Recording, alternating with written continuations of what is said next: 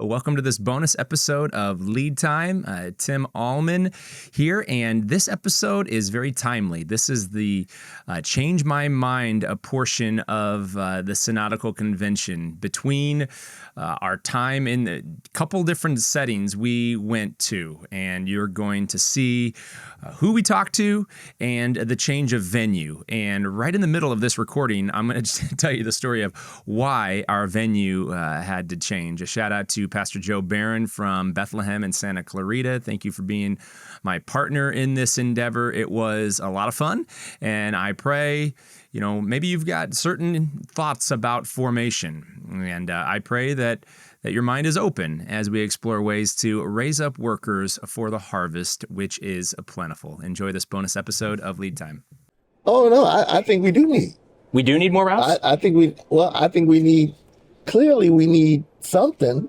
Well, let's just talk. Because we got churches all over the place. So tell me. Struggling. Exactly. I'm going to tell me full name. Okay. I got it. Del Cabo. All right. Yes, sir. And here's the other thing about it. The only routes we have that have no financial burden, well, relatively speaking, no financial burden, right, is St. Louis and Fort Wayne. Mm-hmm. But in order to go there, you got to go there. You got to go there. But now, CMC wasn't free. No. It wasn't free at all. They gave us a 1/3 scholarship. We got to get this on tape, bro. Oh, yeah. We got to get this on tape. Okay, because let's talk about it. I don't know, Joe. Let's run this.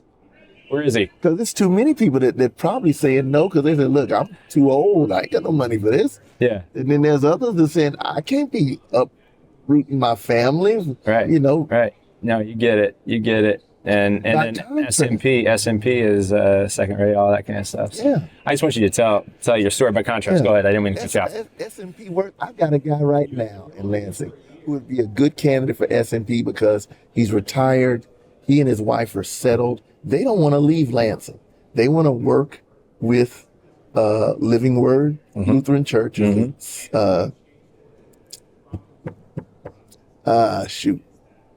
We just gave recognition to the not Uganda. What's one that begins with S? Sudan. Sudan, yeah. Mm-hmm. Sudanese congregation who operate out of Trinity. Mm-hmm. So I don't officially oversee him, but I'm there for him. He's going to be coming out of the IETT program this October and being installed. But my other guy, who's an ordained Church of God in Christ pastor, like I was, he's embraced the confessions. Yeah. He's embraced the things that we believe, teach, and confess. But the Church of God in Christ didn't require him to get a master's in theology. Sure. So he doesn't have the academic thing. But again, he doesn't want to leave Lansing. So for him, SMP is perfect. Yeah.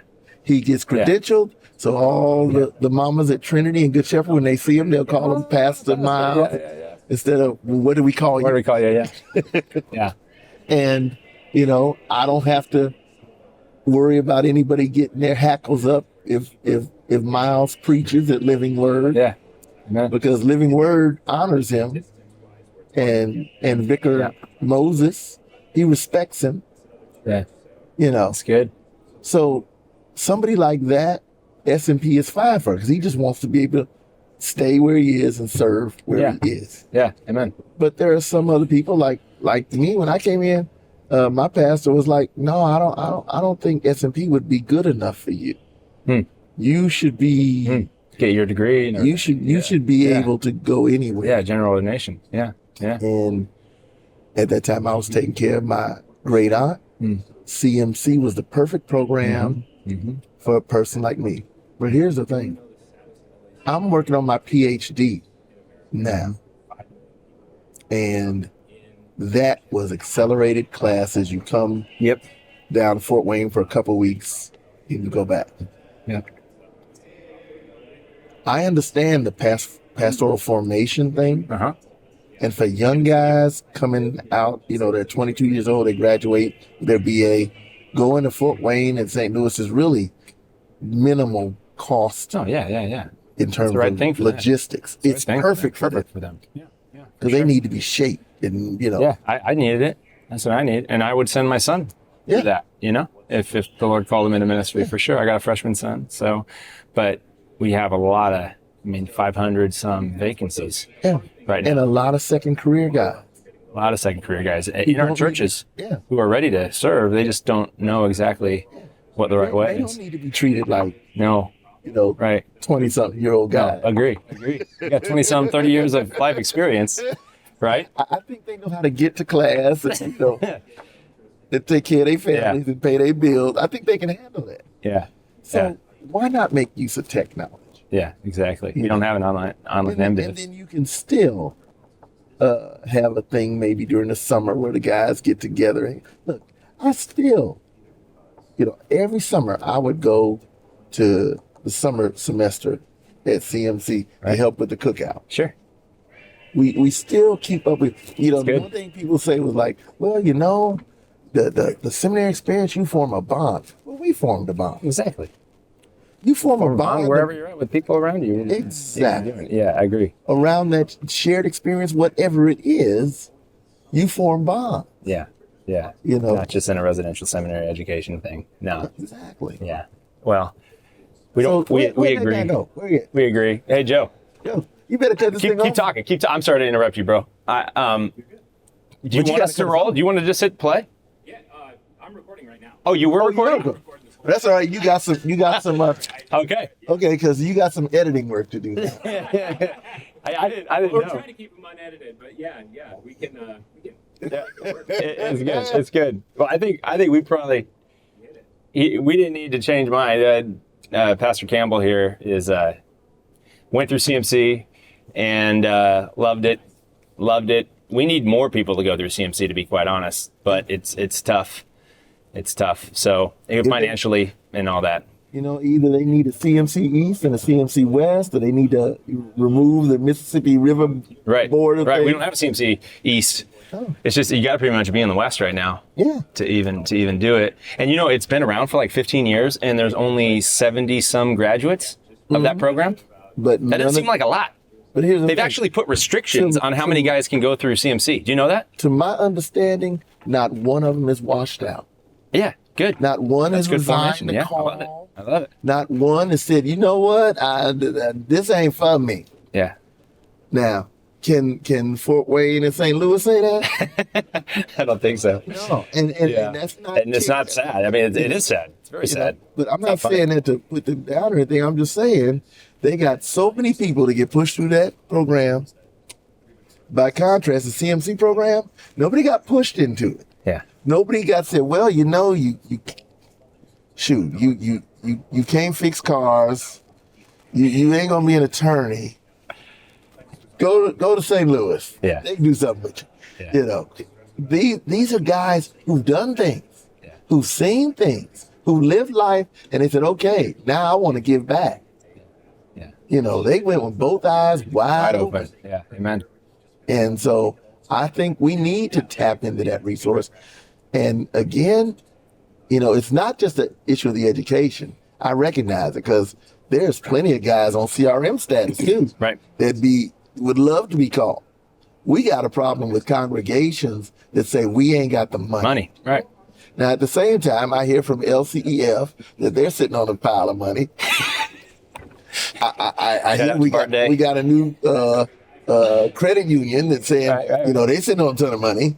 And I know, President Harrison just said we got $300,000 just this week. So I'm thinking, and then on top of that, I just got told 2 days ago by Mission Advance, they've come up with a new paradigm, although we don't have any national missionaries anymore, so I don't know how this is going to work. But we figured out that, you know what? We can't just rely on the synod, not the Purple Palace, but the 6,000 or so congregations to come up with money to take care of pastors' families. Sure. We got to leverage some of those resources we got to help those congregations. And they should be able to know that is there, that they can draw on it with no shame. Right. Because we tell everybody that you don't have a church until you've got a guy who can do word and sacrament. That's right. And if that's the case, then we got a lot of people who want to do what God says, who want to be confessional and evangelical, but they can't put the pennies together. No, you're talking to the economics, man. And so the model we're running right now is competency-based theological education. At our church, we have about 15 students, all second career, and all serving bivocational. And it's $300 a month. So it's 20% the actual cost of any of the programs that are out there right now. And here's the kicker. You get a Master of Divinity that's fully accredited while you stay local in your local context. What you say? So we're exploring that, and we're praying that people look at it with curiosity rather than condemnation. Because curiosity, they ought to be looking at it like, what took so long? Why didn't we figure this out before? Well, all the smart, big brain people we got up here. It's more complex than that, I think. Anytime you got institutions that have been around for a long period of time, you know, want to say this part? It's tough for us to adapt. It's tough for us to adapt. Oh, yeah. And here we're celebrating 175, right? Oh, yeah. Praise be to God. LCMS has been around for 175 years. I'm a product of it. You're a product of it. Praise God. So new wine, new wineskins, old wine, I don't know. Yeah. Can you do, here's the biggest thing. Can the LCMS do things within a thing? And by that, I mean new ways and just run tests. You know, most of our tests toward formation have to be going through synodical convention, right? We got to have resolutions and bylaws. Why couldn't, like, the seminary just run a test in partnership with us over a 3-year period and say, yeah, we got some questions, maybe some reservations, but hey, God is on the move. We can't deny it. And to serve the local church and to explore new ways to raise up leaders, we're going to come alongside you. Put it this way. How about that? They didn't like the idea of deacons preaching. Right? They don't like the idea of lay ministers preaching, teaching. They want trained pastors. Okay. Does it matter whether it costs $300 versus $10,000? No. Is it, are we really saying that money makes a difference? Or are we saying that, look, we need trained and equipped guys. And if we can do that cost effectively, if we can do it where the logistics don't become a burden, and we don't compromise theology, then let's at least explore it and see how it works. If it works, that doesn't take away from our two great institutions. Amen. You know, because in order to get a PhD, I still got to go to Fort Wayne. Is that where you're going? Yeah. Are you getting one right now? Uh-huh. Cool. On what? Missiology. Come on. Yeah. Yes, indeed. Good, man. This has been fun, man. Indeed. And since I don't work for St. Louis anymore, I don't have to worry about somebody getting mad at me about what I just said. So, So it's been a good time. Thanks for the change my mind, not change my mind conversations today, Pastor Campbell. Bless you, man. Good man, dude. Keep up the good work. All right, so Sean Willman, I'd love for you, first tell us who you are before you change my mind regarding Pastoral Formation. This is great. I don't know if I need to. Maybe you need to change my mind. I'm Sean Willman. I'm the senior pastor at St. Paul's in Hillsdale, Michigan. And that's where Hillsdale College is? It is, yep, the home of Hillsdale College. That's what the sign says. And you were here in Wisconsin for 6? Yeah, served here in South Wisconsin for 6 years. Okay, Went to Fort Wayne. I'm a Mequon grad. Did you go straight through? I did. Did you go, so 4 years and then 4 years kind of thing? Yeah, I took a year off, but 4 years, and then seminary, and then called here to South Wisconsin. Same with me. So the system of formation, I went to Seward, and then St. Louis, right? Married at 22, just made it through those 4 seminary years, were just amazing, made a lot of really, really good friends. Yeah. And the longer I've gone on in ministry, I've struggled with the economics of formation in lower income communities. Sure. And I've had S&P pastors, I've had CMC pastors, a cross-cultural ministry program out of Concordia Irvine. So we're running a test right now that's none of those. And we're not ordaining anybody, but we believe that some of these men should be in time, either through colloquy or another path. So, change my mind regarding we have exactly what we need right now as you go through the line of from, MDiv all the way to CMC, SMP, and everything in between. Do you think we have what it takes right now? What do you think? I think that's an interesting question. And I think, I'll say this, I am open to all sorts of suggestions as it comes to pastoral formation. The pattern of the church, essentially for its history, although that's a broad brush to paint with, but the education, the examination, the ordination. Yeah. And Yeah. how exactly that education goes, this is essentially what we're talking Right, about. exactly. What does the education side look like?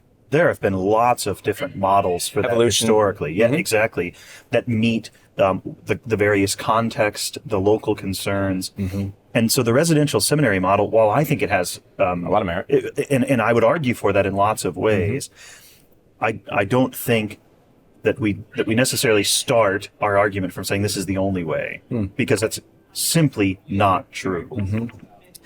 Now, I think we can make lots of arguments against online instruction, and folks with more knowledge than I have can make those practical arguments, I guess I would say. Yeah.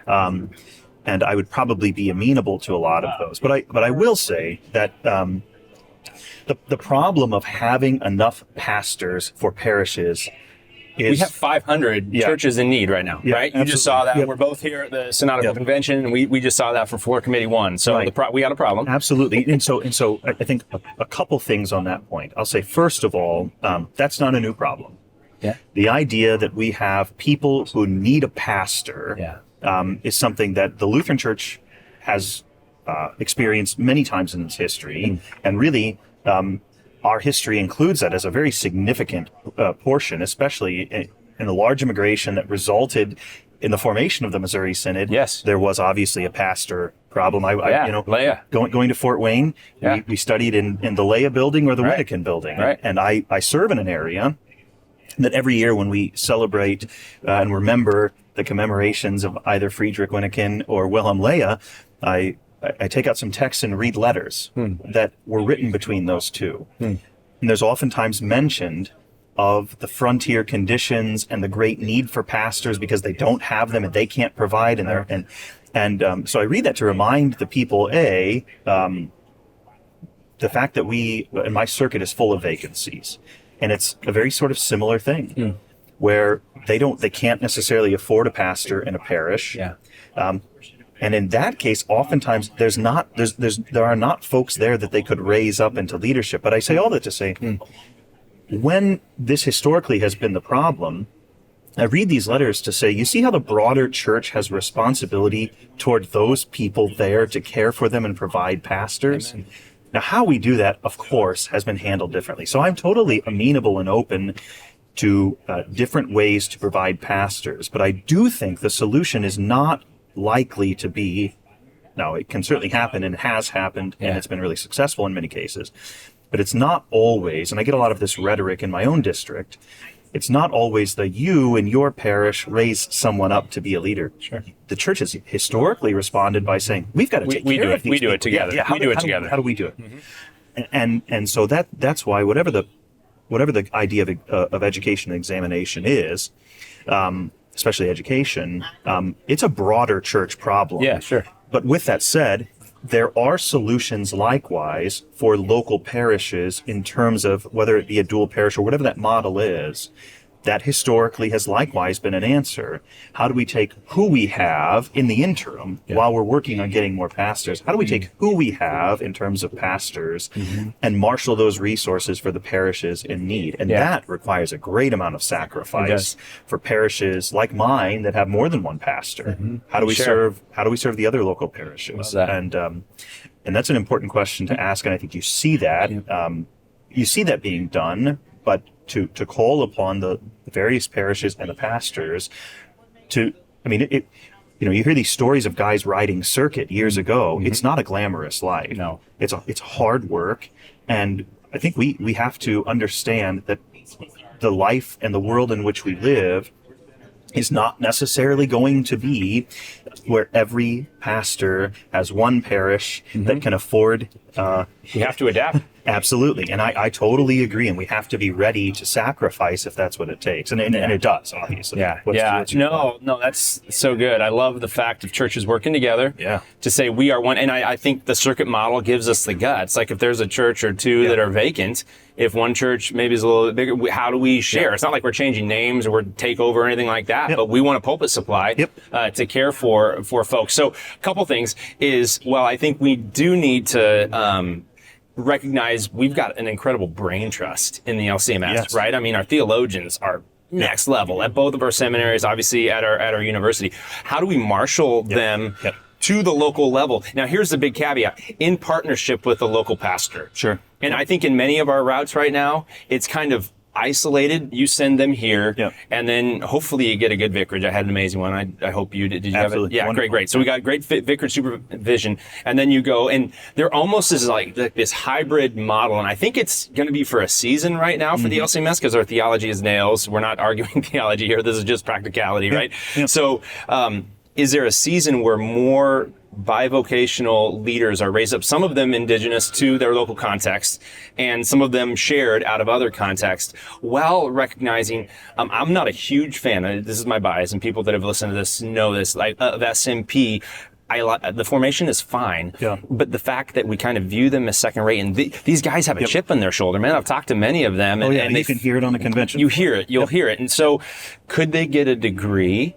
Could it be less expensive, highly contextual, and all of those things? Because it was still $40,000 to $50,000 to go through SMP. So as we're working in my context with lower income people, and I live in the poorest county in Michigan. Yeah, so you get it. Like, that's $40,000 for no degree to be considered second rate. That's not great. You or I couldn't get into the CMC program right now, and we don't have an online, though I'm not saying we need one necessarily, an online MDiv program. So we're running a test with Luther House of Study called Competency-Based Theological Education, $300 a month. You build a faculty mentor team, and then we're building out our curriculum map with LCMS theologians, providing wonderful, it's really flipped classroom type experience. So you get to be with a professor, but you've taken in, some 10 to 20 minute kind of lectures, bite-sized, probably a number of those along with reading. And then you get together once a week for an hour, 2 hour kind of Q&A time with the professor to pick his brain, especially as it relates to your context. So right now, a lot of times our pathways are, you can see I get passionate about this, a lot of times our pathways are a lot of head, right? Can you take the test? You can get through seminary without maybe the character. I know the seminaries are working on this, but character formation may not be as high as content,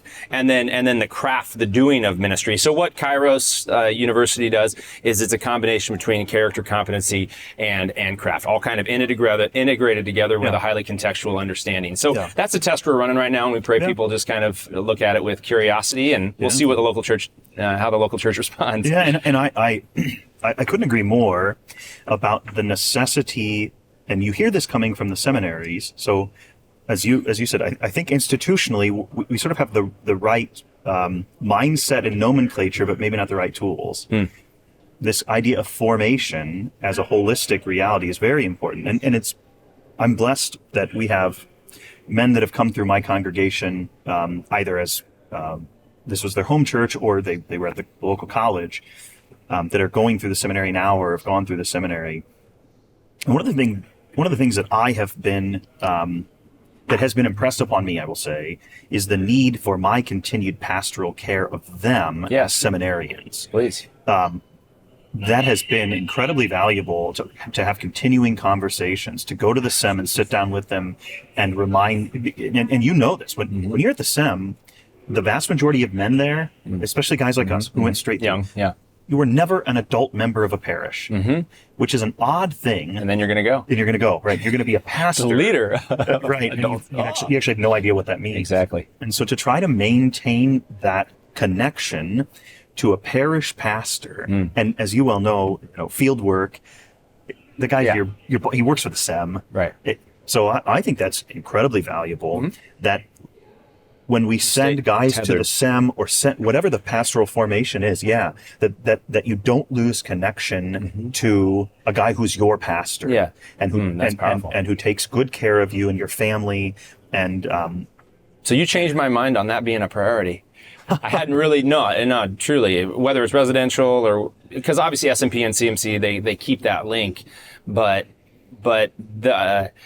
the mentality, I think, of a lot of folks who say residential only, kind of gold standard, which to SMP folks is offensive.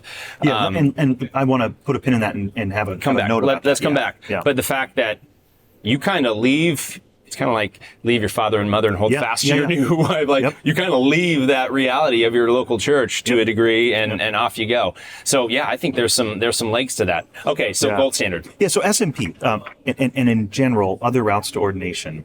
I am in full agreement. You're a pastor or you're not. And just like we've tried to understand that associate, assistant, either you're a pastor or you're not. Right. And I am in full agreement that taking the pastoral office and the men in it, and exactly that is contrary to our doctrine of the call. It's contrary to the understanding of the scriptures. There might be a hierarchical sense to jure humano where we set things up and you go, well, I'm your senior pastor. Fine. Right, exactly. Fine. But I'm in agreement. You're a pastor or you're not. And if we respect the office and the ministry of the word, then how could we say that this man is, well, he's a pastor, but not He's exactly. He's an assistant. Yeah, which means that he's not like a full pastor. Back in the day, there were senior pastors who would call folks and they would intentionally put them assistant just to keep them in their place. And this is partly at least a function of our understanding. This is the model that you see in the academy.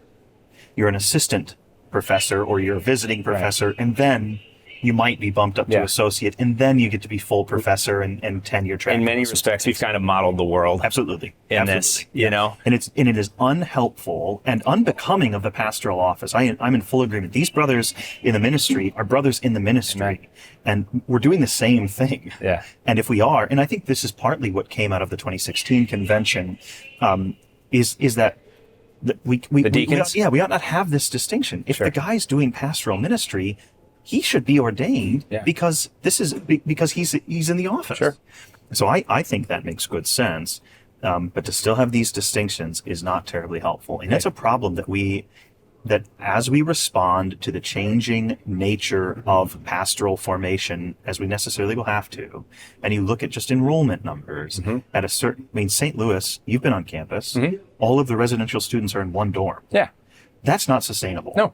So something's going to have to happen. I don't know what it is. It doesn't really matter to me in a certain sense what it is. I don't really care. Well, I care about the people that work there. I care about the leaders that are trying, all of that. Well, right. And maintaining, as you said, a brain trust. There is this reality that we do need men to be at the seminary.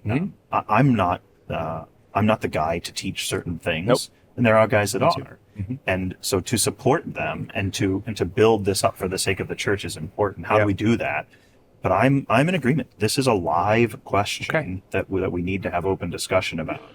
We had an interesting discussion at a Winkle. This is months ago now. And, I got my dander raised in a little sense because there was a sort of wholesale rejection of residential seminary. And my argument was, I think, like I said to you before, education, examination, ordination. Yeah. We can argue about the education side of it. Sure. That's great. But they want to do away with residential?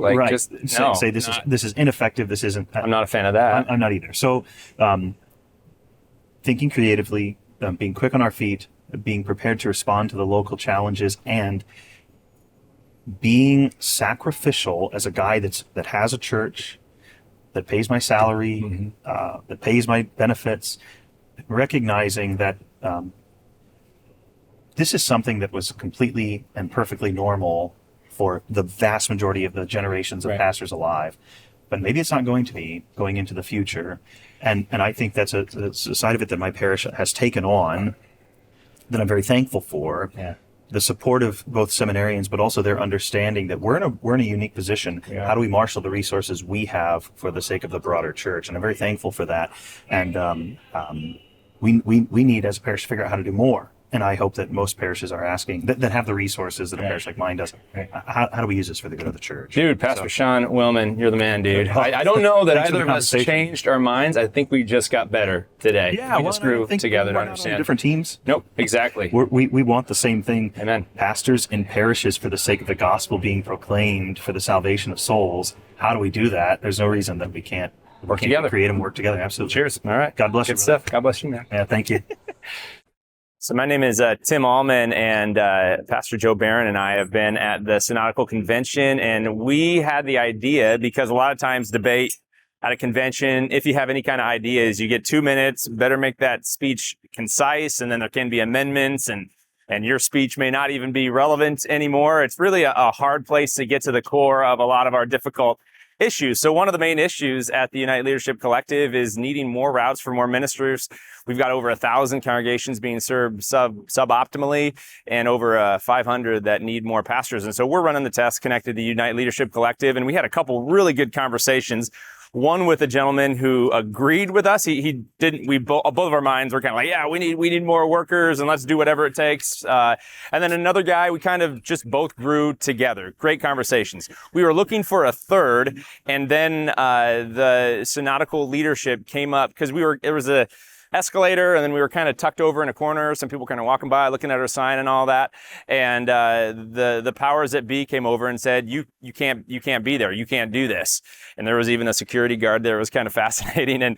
And so we said, "Okay, that's fine." We wanted to be actually in the hall, but Pastor Joe and I are both voting delegates, so we couldn't man that consistently. So we had to take it down. And then it was kind of funny, Joe, right? Is that the security guy came over there and he goes, "I actually agree. We need more routes toward ordination for more pastors," but neither here nor there. Anyway, so that's what happened. That happened. Now we're out here on the street and we're looking for more people. We'll see what happens to have a good conversation, try to change my mind. We need more routes toward ordination. My name's Tim Allman. This is the second vice president of the Lutheran Church Missouri Synod. Just recently elected, Rev Benjamin Ball. Looking forward to having you on lead time. But this is to change my mind a little bit here. We've been saying, hey, we've got 500 some vacancies plus, and then maybe another 500 that are being suboptimally served. And unfortunately, in our system right now, it's hard to have, because we don't adjust very quick, and I think for good measure in some cases. But then as it relates to testing different ways to raise up local leaders, right? Maybe all the way up into pastor, it's hard to have a number of different routes. Now, I love all of our routes. I'm a product residential, you're a product of residential, so nothing I say is against residential. Anything I say actually wants to boost residential. But I would argue that we need more routes that are more contextual and less expensive and still theologically robust toward ordination. Try to change my mind. All right, I'll start with the context, right? All right, yeah, let's go. Our context is the Church Universal. Okay. So when you got produced as a pastor, you were produced as a pastor for everywhere, for all people and all places. Yeah. Now, we realize everybody has different skills, gifts. Right. They didn't send you to Massachusetts. They sent you to a certain place through our processes. But they knew when they trained you, they could send you anywhere, and you knew that you were willing. Fact. You're going to go someplace, right? Yeah, true. And so we need pastors that can be trained, certainly understanding a context where they're going to go. Yeah. But we need pastors trained in the more global view of, I can be sent to any one place and I can serve there. And then I'm going to learn what those people are like in that place. And I'm going to learn from them what is needed here. And they're going to learn about my skills and gifts too. Yeah, no, that's good. So I was saying actually back to my context. Oh, how about back to Denver. I was a pastor in the same circuit as my dad for 5 years at Bethlehem Lutheran in Lakewood, Colorado. So I knew a little bit of the context, and they did take it into account. At the same time, there is this. I could go to Alaska. Yeah, right. I am the Lord. At the same time, so what would you say? How are we going to? Because this is where I want to get to. Like, what is the strategy? Because you're on the inside. No. Well, you're on the way. You're on the way. So what is the strategy? No, I'm still not even on the way. This is great, bro.